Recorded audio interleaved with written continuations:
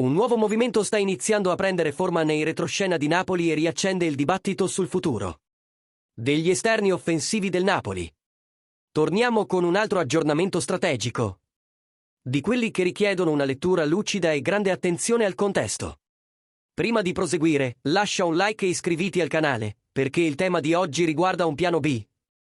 Nomi di peso e un vecchio obiettivo tornato con forza sotto i riflettori.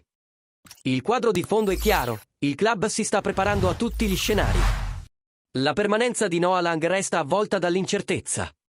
Il giocatore non ha convinto del tutto e, qualora dovesse arrivare un'offerta ritenuta adeguata, il Napoli potrebbe aprire alla cessione già in questa finestra invernale.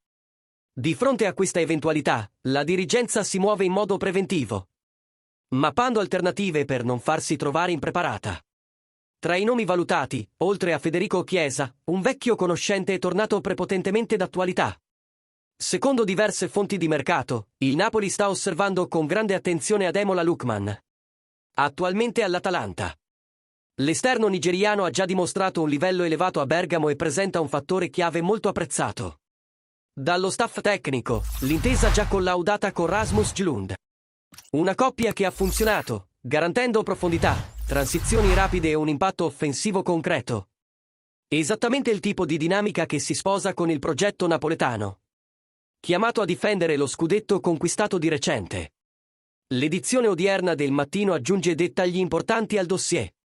Il quotidiano sottolinea che, subito dopo Chiesa, il Napoli segue con attenzione anche la situazione di Lookman. Nonostante un clima apparentemente sereno, l'attaccante non considera il proprio futuro a Bergamo del tutto certo.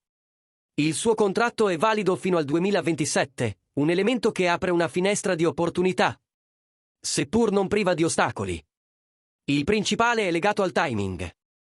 Lookman è attualmente impegnato nella Coppa d'Africa e scenderà in campo agli ottavi di finale contro il Mozambico. Finché la competizione sarà in corso, le condizioni non saranno ideali per avviare una trattativa concreta. Inoltre, qualsiasi passo avanti dipenderebbe da un presupposto economico ben preciso. Il Napoli dovrebbe prima completare 2 cessioni importanti per ottenere il margine necessario. In sintesi, lo scenario è quello di un'osservazione attiva. Lookman è tornato nel radar.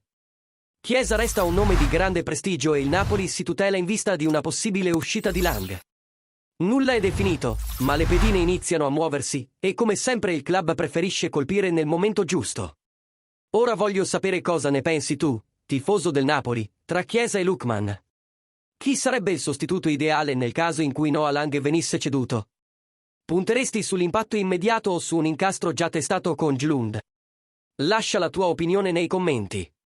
E se apprezzi questo tipo di contenuti con retroscena reali e una lettura strategica del mercato, valuta l'invio di un super thanks per sostenere il canale e rafforzare ulteriormente questo lavoro.